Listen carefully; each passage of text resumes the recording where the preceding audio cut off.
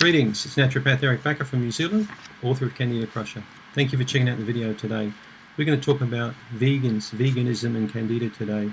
I've got an email I received from a lady called Julie in Dandenong in Victoria, Australia. And Julie's a vegan, and Julie has Candida also and wants to know what are the suitable proteins I can eat being a vegan. Because your book, Candida Crusher, outlines meat-based proteins and I'm averse to eating meat. I respect that. I've got many patients who are vegan and vegetarian, and also for many other reasons, religious or moral or spiritual reasons, they refrain from eating meat. That's fine by me. I work with patients with any kind of belief system. So Julie, let's talk about the different protein choices in particular that are relevant for you being a vegan. So there's no reason why you can't complete the Candida Crusher diet being a vegan. There's a misconception also amongst a lot of people, and I've read on forums that only meat eaters can get rid of Candida.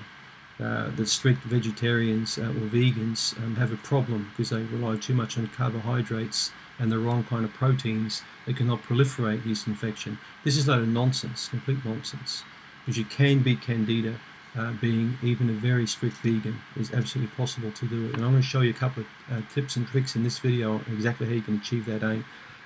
So being a vegan, Julie, you'll also be aware, no doubt, of the issues you have maybe surrounding iron and vitamin B12. And also be careful with the fat-soluble vitamins, A, D, E, and K, because some of those can be a bit harder to get. Many people rely on fish oil, for example, or liver for fat-soluble vitamins, and you might find it difficult to access those from foods. But we're not going to go into that in this video. This video is primarily about protein choices for vegans on the Candida diet, because I think that's really where you're sort of pitching it to me. So let's look at some different protein choices that are going to be very good. So before we start, I want you to remember that some of these choices may confuse you, because you may look at them, as I mentioned them, and think, well, hang on a minute, Candida thrives on rice, Candida thrives on beans, or you can't eat Ezekiel bread, or you can't eat corn, or you can't eat this. So you need to try and stop thinking about these sort of things. It's easy to go on the internet and to go to all these forums and so-called experts who say you can't eat this and that. So these diet police often have got no experience at all in treating Candida patients. It's their own personal experience that's worked for them. It's not necessarily going to work for you, all right? Also, some people say the lucky few can achieve cures with Candida by eating vegetarian-based diets or vegan diets, but that's not true, because I've got hundreds and hundreds of vegan patients that have successfully been cured of Candida eating a 100% vegetarian diet. Okay, so it's absolutely achievable. So let's get started.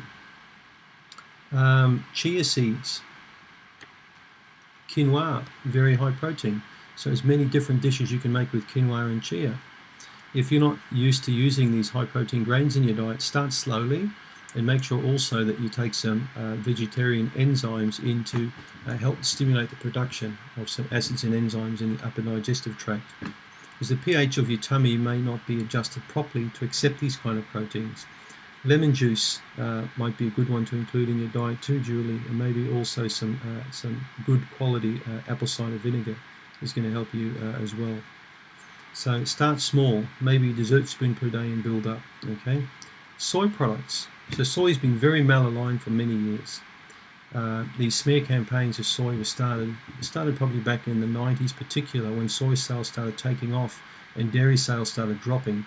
I read a lot of really bad articles, and then eventually blogs and websites set up to discredit soy. But a similar thing happened when you think about it back in the 60s with butter. It was discredited when margarine sales were pushed up. You believe what you want to believe, but I've done my due diligence on soy, and I think that a non-GMO, good quality soy, fermented or unfermented, is an important part of a vegetarian or vegan diet. I think that soy is a good food.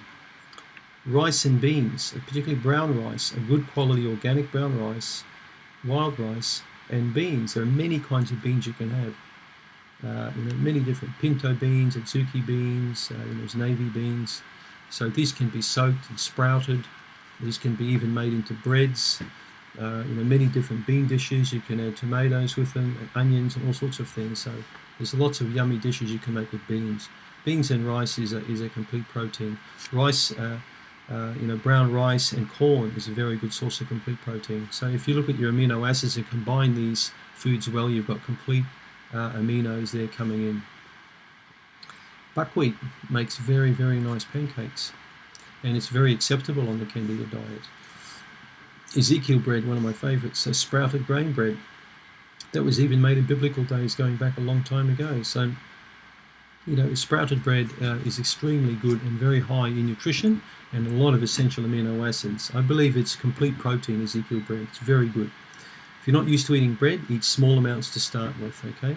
Because your gut has to get used to these foods. You've got to slowly build up the capacity of your stomach and pancreas to be able to break these down.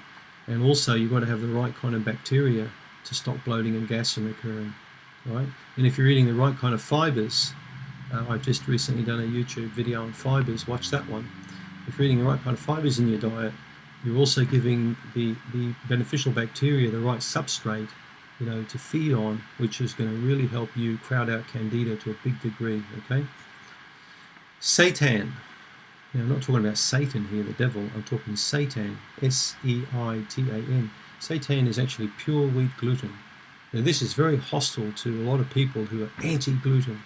A lot of people hate gluten and think it's really the devil itself. Well, it's not. And in my experience, a lot of people who eat gluten today are ones who may also drink a little bit of wine. They may have a little bit of a soda drinks here or there, or a piece of chocolate. Okay, they might live a high-stress lifestyle. So you need to look at a lot of other factors in your diet and lifestyle and correct those before you consider taking gluten out of the equation. Gluten is not the big bad ogre that many people make it out to be. It's the flavor of the month, and everyone likes writing flavors of the month, okay? When Michael Jackson was popular, everyone listened to Michael Jackson. Well, he's dead and gone now. Now, one day gluten will be dead and gone. You'll see. It won't be flavor of the month. So seitan is a pure wheat gluten. When I did my macrobiotic cooking course years ago, I learned how to make seitan. It's a fantastic dish, and 1/3 of a cup contains over 20 grams of protein. So it's very high in protein. It's a very tasty dish. Hummus and pita bread. Lovely hummus made with garbanzo beans or chickpeas with garlic and tahini. What a beautiful food. You can dip all your bits of celery and carrot in here and radish. It's very tasty and high in protein. And pita bread, what a perfect combination. It's a good meal too. Spirulina and grains and nuts. There are many nuts you can eat. Just keep away from things like peanuts, pistachios, cashews, particularly too many cashews. I don't like cashews. Cashews actually, you don't find them in the shell. Actually, the tree contains a lot of parasites, so they have to spray these trees heavily. So if you're going to eat cashews, make sure it's organic cashews. Grains, there are lots of grains you can eat. Barley, oats, rye. So don't let, again, the diet police tell you that all grains stimulate Candida. It is not true. If you're concerned and have a heavy grain diet, cut back just a little bit and include more fermented and cultured foods in your diet to give your body the best chance of developing beneficial bacteria. All right? It's all about the bacteria. And in years to come, you'll see there'll be a lot more emphasis on the bugs in the gut, because they form a crucial role in boosting our immune system and protecting our health. So I hope that answers your question a bit about vegan diets with Candida. There's a lot of foods you can eat, a lot of pleasurable foods. Just make sure you eat a wide variety of different types of nuts, grains, legumes, seeds, and I think you're going to do fine, Julie. You're going to have no problem at all. Just be aware that every now and then you need to get your B12 and your iron levels checked on a regular basis. And ask your doctor for a blood test for vitamin D, maybe once or twice per year. That might be a good idea too. Thanks for tuning in.